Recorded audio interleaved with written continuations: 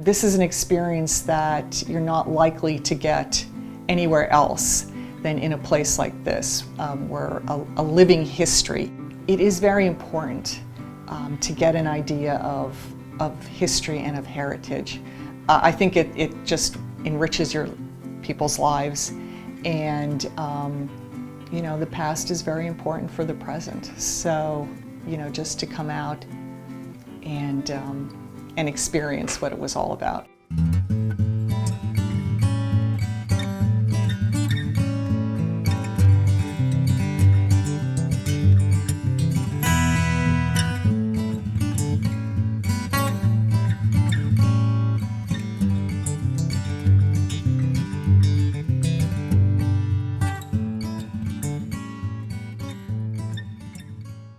The house was built in 1740 by Samuel Miller around the time of his marriage to Sabra Clark. And Samuel died in 1782, and in 1784 the house was sold by his son Jesse to Joseph Cory. The Cory family owned the house for quite a number of years until 1921, so we've named the place after the first two families that owned it. There were only a couple of owners after the Cory family left, and then in 1962 the Joneses, Donald and Isabel Jones, bought the farmhouse and really started the process of restoring it and furnishing it with a lot of authentic artifacts. So they felt it was really a landmark in the community, and the Westfield Historical Society decided to form a committee and try and raise the money to purchase it so that they could turn it into a museum. They did so in 1972, and the society really then finished the process of restoring it, furnishing it, and setting it up to be a local museum. They were also the ones, the Joneses started the process of having it put on the national and state registers of historic places, and that was also approved in 1972. One of the really interesting pieces of the whole story is that we had access to Joseph Cory's inventory, which had to be filed, I'm assuming, went upon his death in, I believe, in the early 19th century. So there are a lot of original materials. We have the deed of sale to Joseph Cory. They're all over in Elizabeth because that's the county seat. So we had a copy of his inventory, and that really kind of was a template for furnishing the place. We knew what kinds of things were important to the families back then, and we could go out and get some of the artifacts. In general, it's furnished for our time period, which is from 1740 to roughly 1820. And we want to reflect what a middle-class farm family in this area would have at that time. So that's why we furnish it. We also want to put in other things, you know, as much as possible, because we are a museum and we want to really show people all the kinds of things that were available back then.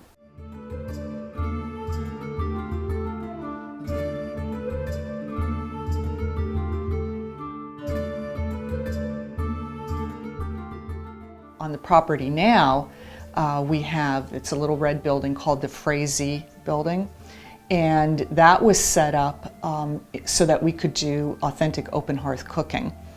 We can't do it in the house, but we do it when, for most of our Sunday programs were open. So that has an interesting story. It was donated by the Frazee family. It is a period building from the 18th century, and it was donated by the heirs of a man whose last name was Frazee. And I believe it was literally taken apart, the pieces numbered, everything was put back together the way it was, and then it was fitted out to be an authentic cookhouse.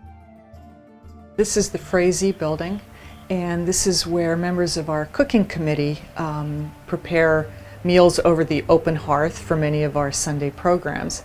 And they use all of the same kinds of cooking utensils that are all around here, that are in the main house.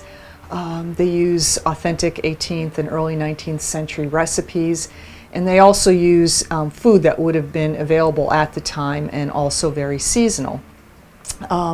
For example, a couple weeks ago, we did a program on the one-room schoolhouse, and we always post what we're making.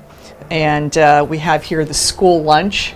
So they put out jelly bread, hard-boiled eggs, dried beef, cheese, and apples. And we also like to offer little samples of things to visitors. So they had apple scones and something called apple jacks. The little brown building is a corn crib, and that would have been used to store some crops and farm equipment and so on and so forth. And then in the back we have a little outhouse because obviously there wouldn't have been any bathroom in the house. There was no indoor plumbing at the time, so there is an outhouse. It's a 3-seater, and what we like to do especially when we have school tours, is give the kids an opportunity to look inside and also to see what was used for toilet paper at the time, which is a combination probably of leaves and corn husks. So we get various reactions from this. A lot of the kids just think it's totally disgusting. There's also a little building in our herb garden, and that is a well cover, because they would have had a well near the house. So that's an authentic little cover. We tell a story. Like, we're not a museum that relies on pointing out exhibits or artifacts. We tell a story using our artifacts. And so we want any visitor really to get a really close and clear view of what life would have been like back then. And we think that's important. You know, your linkage to the past, it's part of local heritage. This is the main room, or the kitchen. It would have been probably the most important room in the house. And this is where all the cooking was done. This is where the father of the house may have had his friends over to smoke a pipe. This is also where, if somebody became ill and they needed a lot of warmth, maybe a straw pallet would have been built on the floor, and they could have slept there and been nursed there. But some of the really interesting artifacts in this room are all the cooking utensils here. Most of them are cast iron. They were extremely heavy, and cooking was very much a difficult task. It was hot, it was smoky, it was sooty, there were sparks all the time.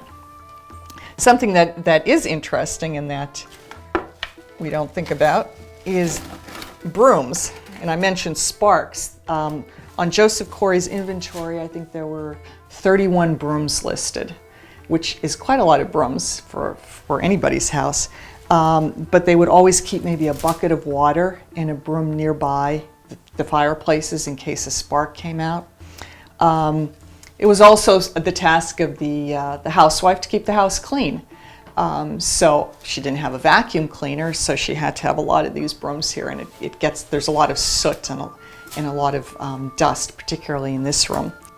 One thing I will highlight, which also shows the inventiveness of America at that time, we have a cast iron a tea kettle here to heat up water. And this is cast iron. As I said, it would have gotten really, really hot, and it was really heavy, so it might be kind of dangerous to pick it up. So somebody invented the kettle tilt. So you don't even have to pick the kettle up. You can just tilt it like that and pour your water in for your tea or your coffee. So we have an apple corer and peeler right here. And over there's a very nice copper big kind of kettle there, and that would have been used to mash apples for either apple cider or apple jack, apple butter. There were lots of different kinds of uses for apples. Up at the top there we have dried apples, and that reflects the fact that a lot of food had to be stored for the winter. We try and provide as many different kinds of programs as we can. We have our school tours, and we also offer tours to any other community group that wants to set them up. And we get a lot of scout troops in here as well. So we do the school tours for all ages, and we can tailor it. We've done tours for preschoolers. We've done schools for college students, so any age range. So that's one piece of what we do. We have a very interesting program called the Showcase of 18th Century Crafts, and that's where volunteers from the museum go out to the school and they demonstrate crafts of the period. For example, early American tinsmithing. And then the children actually get to do one of the crafts in kind of a simple form. So that's a very interesting and unique program. We're open from generally mid-September to mid-June, and we are open a lot of Sundays during that time. So we do Sunday programs. For example, we have one coming up that's pretty popular. It's about 18th century Thanksgiving. And so we have two people that come in, they talk about the customs, the table manners, and in the Frazee building, the cooks demonstrate an early American Thanksgiving dinner. So we have all kinds of different Sunday programs. We always need volunteers. I mean, that's probably the biggest need. We need volunteers during the week. For our school tours, we like to have volunteers on weekends. And we don't require any kind of minimum commitment of time, and we give training. We have full training for anything. And it can be for something as, I guess the most extensive things would be doing tours or cooking, require the most extensive training. But people that are interested in gardening, we have volunteers for that. We need people just to take admission, on Sundays. If you're interested in developing a program and doing one on a Sunday, we can help you with that. You can volunteer for that. Or we do have a lot of people that just volunteer to help out. We have programs that attract a lot of kids, and sometimes we'll be doing crafts. So we need people just to help with the crafts. So volunteering is a very great need. And also I would say just to come out for our programs. I mean, I think that a lot of people locally don't really know we exist, but we do have a website, we're on Facebook, we advertise in the local newspapers and in a lot of the children's online websites. So the information is out there. So that's the other thing, is just to come to our programs and see what we're all about.